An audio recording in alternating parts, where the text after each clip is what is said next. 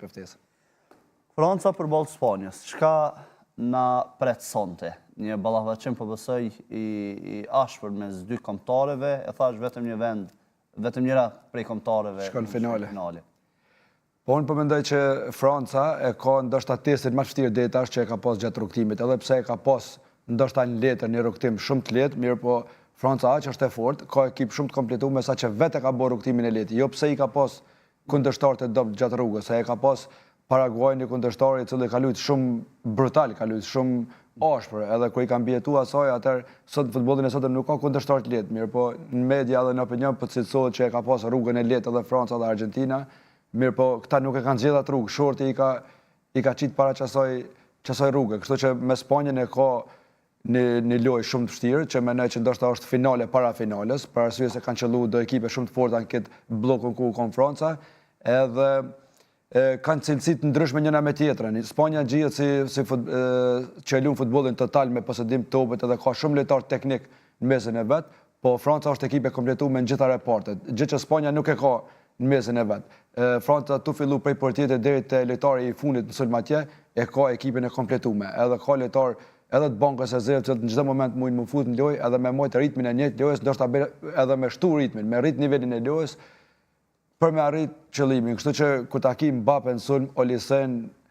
Barkolën e shumë lojtar tjerë me fushën shumë të fortë, atëherë është shumë e vështirë. Mirë po edhe Spanja njihet për një futboll teknik me posedim topit, gjë që është sa një kryesor në futboll kur e ki posedimin e topit edhe non-stop jeni në avantazh, pritet çdo moment me shpërthy, po te Spanja mungon një lojtar gollshënues, sepse e kemi pa në 2 ndeshjet e fundit ka fituar me shumë vështirësi, i ka fituar në minutën e fundit edhe Portugalinë edhe lojën e fundit spedime kanë pas se harrova se nuk kanë përzgjedhur ekipet, kështu që në këtë ndeshje, kështu që kanë fituar në moment fundit edhe kanë fituar me një lojtar prej bankës rezervë. Nuk kanë mujt me bë gjatë ndeshjes më shumë, po është Merino i cili gjihet edhe si jokeri i Spanjës. Për fat të mirë të Spanjës e kanë pas një joker, i ka shënuar goll, ndërsa Franca nuk e ka pas këtë problem. Çdo lojë që ka fituar me lojtar që i ka pas në fushë, nuk ka rrezikuar asnjëherë fitoren përpas në grupe kur ka me një lojë barazim, se në grupe ka qenë 3 ekipe kanë mujt me kalu grupin edhe nuk e ka pas problem kur kvalifikimin. Kështu që mendoj që është një ndeshje shumë e fortë për një nuancë, unë mendoj që Franca është më e mirë edhe nuk besoj që mundet me ndodhë diçka përveç që ka me fitu Franca. Dhe kjo, Robert, për shkak të cilësive që sa po i përmende, apo ka gjasa që dhe të befasohemi, sepse ky realisht ka qenë një kampionat befasish, po, rekordesh dhe gjithçka tjetër. Që në futboll çdo gjë është e mundshme. Befasitjen çdo gjë të mundshme, për që ata është edhe futbolli interesant, se kërkush nuk e ka prit, për shembull që Holanda ka marrë shumë herët, Kepi Gjelbert ka më bë 3 barazime dhe ka më ne befasu ka më kalu grupin, me po kur vin këto lojë në gjysmëfinale këto nuk luhen në fund veç fitohen. Kur të luajmë në lojë turnamentit ose kompeticionit që është botrori, kur të vinë gjysmëfinale, çerkfinale, kur vetëm një tek ndeshje, ato vetëm fitohen, pavarësisht lojës mirë ose posedimit topit ose cilësisë, në fund vetëm vlen fitoria. Edhe tash në këtë lojë këta luajnë vetëm për me fitu. A fitojnë lojë shtesë apo çish kanë me fitu, ju intereson me marr titullin edhe me arrit objektivin.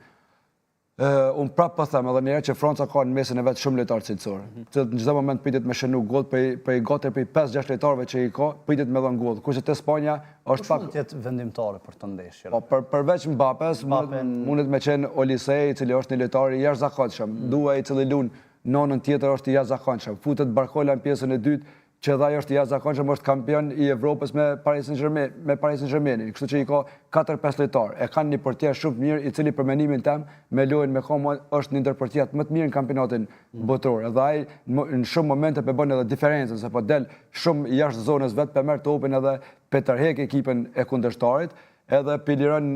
kohë për Mbappén edhe për Olisen. Edhe plus trekant që Mbappé Olise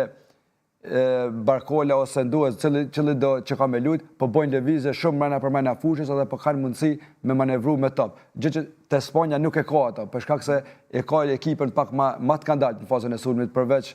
Lamine Yamal, i cili është shumë i mirë në meni, mirë po e kemi pa dhe ato vetëm ndeshjen e fundit ka bërë diçka më tepër që është zgjedhur lojtarin ndeshjes, por në lojët e kaluara nuk ka kallëzuar diçka më shumë se ka qenë i lëndum. Po te Franca aty e shoh përparësinë për shkak se secili lojtar pritet me dhënë goll. Ndoshta koncentrohen me rujt Mbappén, ka hapësinë për 2 lojtarë tjerë që mund me bëj shumë që e kanë bë edhe gjatë lojëve që kanë luajtur deri tash. Kështu aty e shoh forcën e Francës, te Spanja me posedim topit edhe me durimin që e kanë, edhe ata mund me qenë ndoshta mujnë mi bo ball Francës, mirë për Franca unë besoj që ka me zgjedhë një taktik tjetër që mja pa mundcu këtë posedimin e topit që mojnë Franca dhe me kundesun me shumë të shpejta me shënu. Kjo lojë vendoset kush shënon i pari edhe unë besoj që edhe arrin objektivin. A beson që në këtë ndeshje në fakt do mbyllet me një fitues brenda kohës së rregullt apo për t'i majtë shikuesin tension është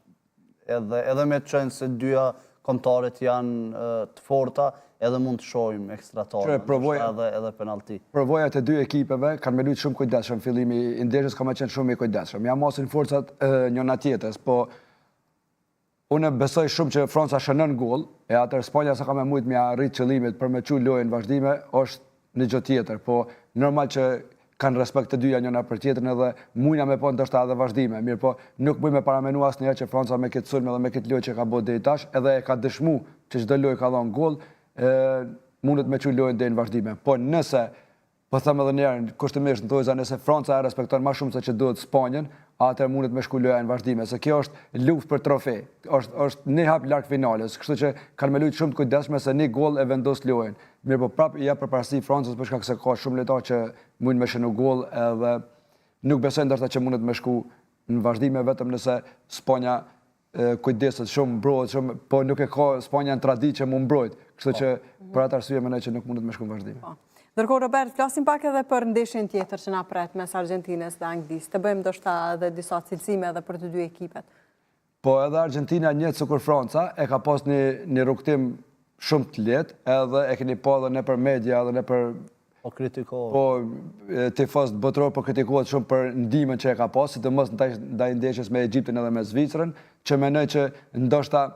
këto rregullat e reja që në fut në 2026, vetëm për këtë kompeticion, ndoshta janë pak edhe dëm.